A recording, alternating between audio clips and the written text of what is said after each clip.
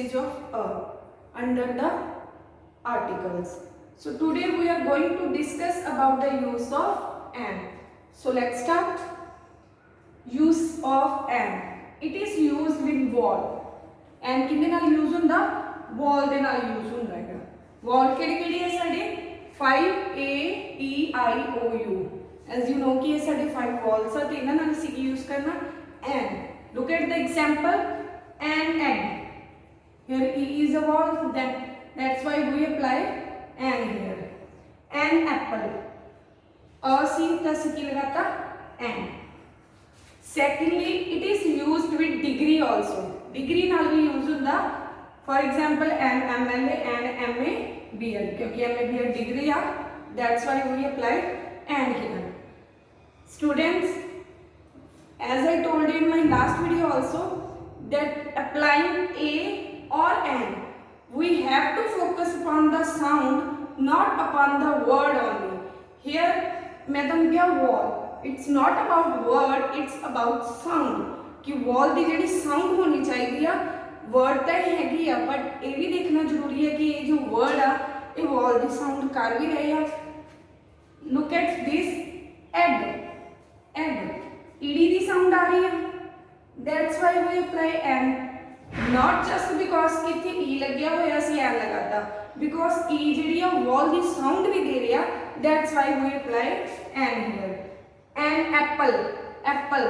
The sound आ रही है. That's why we apply an here. Same कि ये degree भी है. Word चाहिए consonant है, but sound कितनी दे रही है ये wall the. MLA. M. the sound आ रही है. तो सी की लगाता an. So a use करना या an. इसनु use करते हुए just remember one thing, that we have to focus upon the sound, not upon the word only, as I told you in my last video. So I hope with the use of an this thing is more clear to you. और ਅਸੀਂ and कितने use कर सकते हैं? It is also used with the word that starts with the consonant sound but give a sound of a vowel. ਤਾਂ ਇਹ ਉਹੀ ਚੀਜ਼ ਆ कि word ਜਿਹੜਾ ਉਹ ਜ਼ਰੂਰ consonant ਹੋ ਸਕਦਾ. ਦੀ यूज करते हुए ਅਸੀਂ ਕੀ ਕਿਹਾ ਸੀ कि word wall भी हो सकता, but sound consonant होनी चाहिए ਆ. and ਦਾ यूज क्योंकि मोस्टली एक चीज़ माइंड ਦੇ ਵਿੱਚ ਸੈਟਅਪ ਹੋਈ ਵੀ ਹੈ कि and wall ਦੇ ਨਾਲ ਹੀ ਲੱਗੂਗਾ, ਤਾਂ consonant word ਨਾਲ ਵੀ ਲੱਗ ਸਕਦਾ, but ਜਿਹੜਾ ਉਹ sound ਹੋਊਗਾ but gives the sound of a vowel, but sound vowel ਦਾ ਦਿੰਦੇ ਹੋਣੇ ਚਾਹੀਦੇ ਆ. ਜਿਵੇਂ कि कल भी दस्सिया सी he is an honest boy. Here H is not a vowel, it's a consonant word, but still we applied an here because honest, the sound is O, honest. Sound किन दिया? Vowel दिया. That's why we applied an, not a.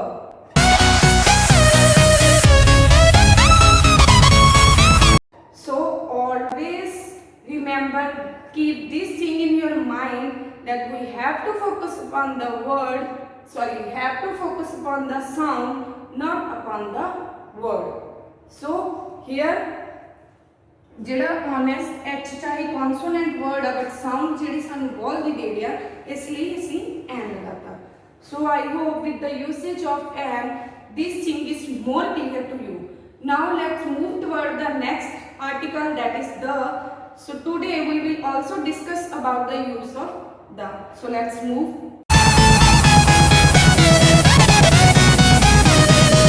Student, after discuss the use of an, now we will discuss about the usage of the.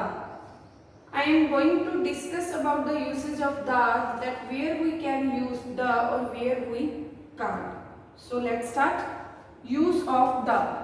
It is used to refer to specific nouns. किसी specific noun ਨੂੰ refer ਕਰਨ ਦੇ ਲਈ the use ਕੀਤਾ ਜਾਂਦਾ. किसी specific person ਦੇ name ਨੂੰ, place ਦੇ name ਨੂੰ, specific thing ਦੇ name ਨੂੰ refer ਕਰਨ ਦੇ ਲਈ the use ਕੀਤਾ ਜਾਂਦਾ.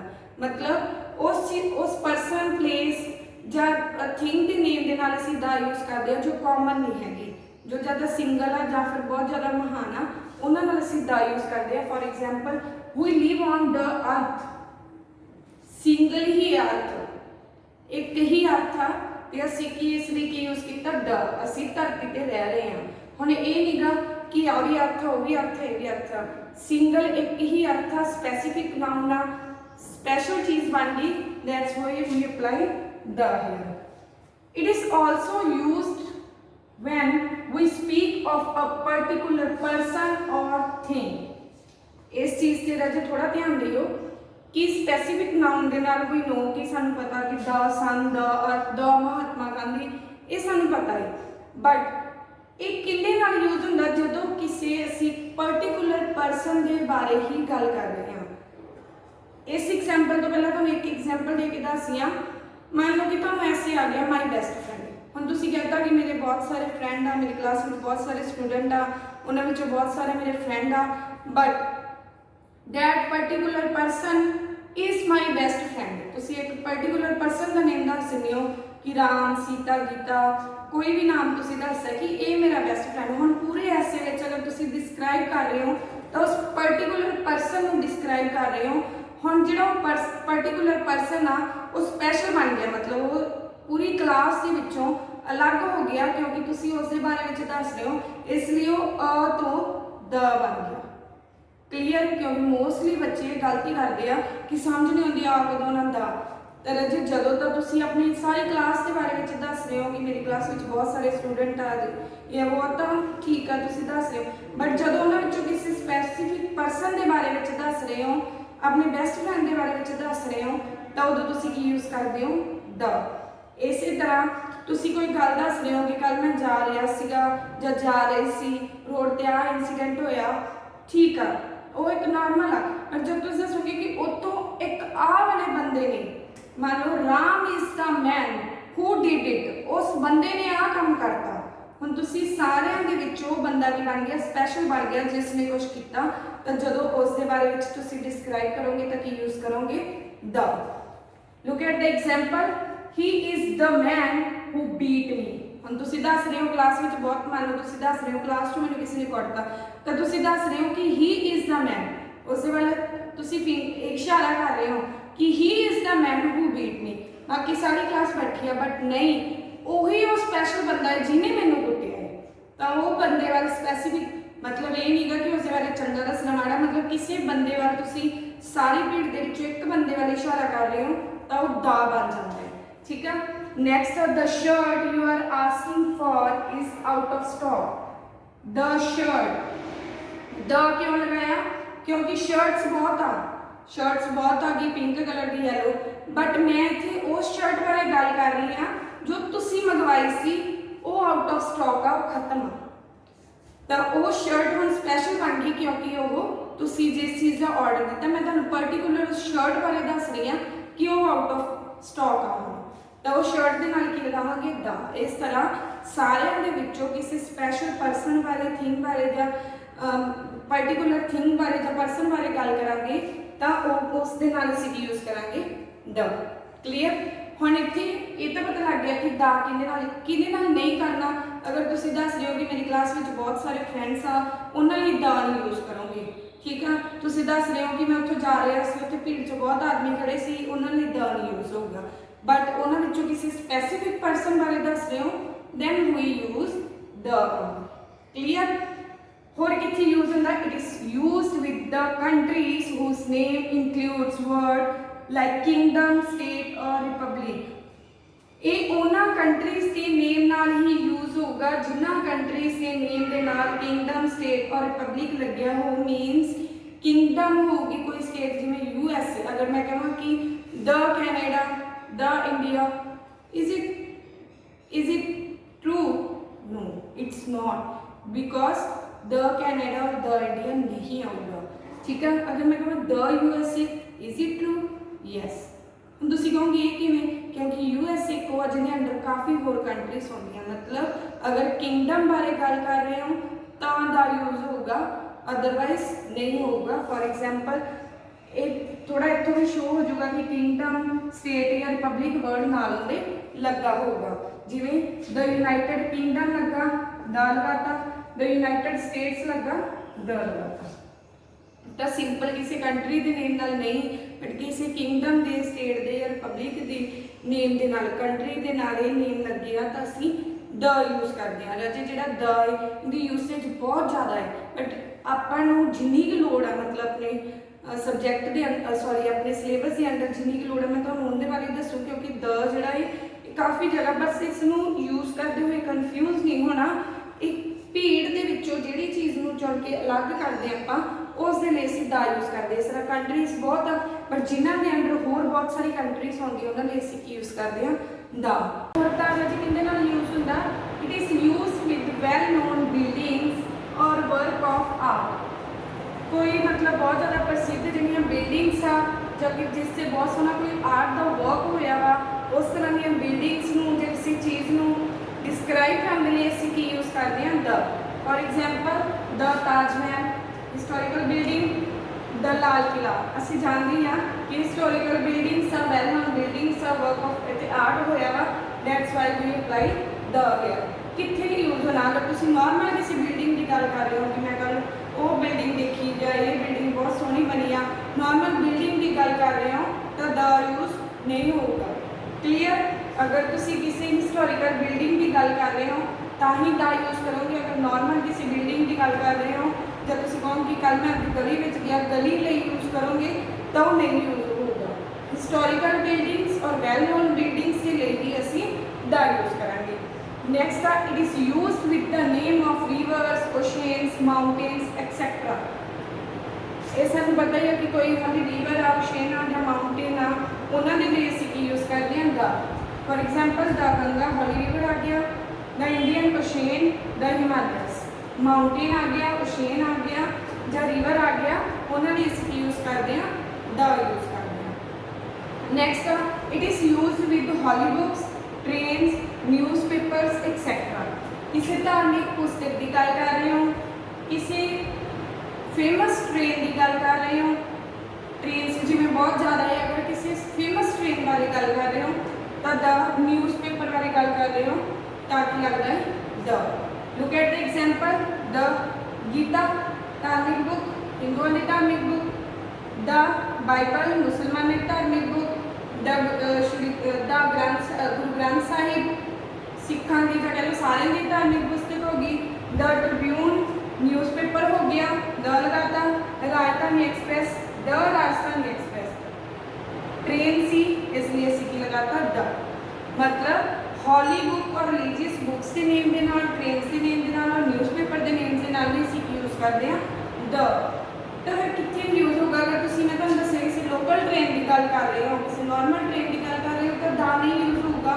हाँ, अगर तो हॉली बुक की गल कर रहे हो द लगाया। अगर तुम अपनी किसी बुक की गल कर रहे हो कि मेरे को आ बुक आ ਜਾਂ ਤੁਸੀਂ दस रहे हो कि मेरे को वाली बुक है, उनके लिए द नहीं लगाओगे। अगर हॉली बुक की गल करनी है ਤਾਂ ਹੀ ਦ ਲਗਾਉਣਾ ਹੈ। ਲੋਕਲ ਟ੍ਰੇਨ ਦੀ ਗੱਲ ਕਰਨੀ ਹੈ ਦ ਨਹੀਂ ਲੱਗੂਗਾ, ਅ ਆਊਗਾ। ਬਟ ਅਗਰ ਤੁਸੀਂ ਕਿਸੇ ਫੇਮਸ ਟ੍ਰੇਨ ਬਾਰੇ ਗੱਲ ਕਰ ਰਹੇ ਹੋ ਤਾਂ ਦ ਲੱਗੂਗਾ। ਹੌਲੀ ਬੁੱਕ ਦੇ ਲਈ ਜਿਹੜਾ ਦ ਲੱਗੂਗਾ। ਨੈਕਸਟ ਆ it is used with the 3 parts of a day.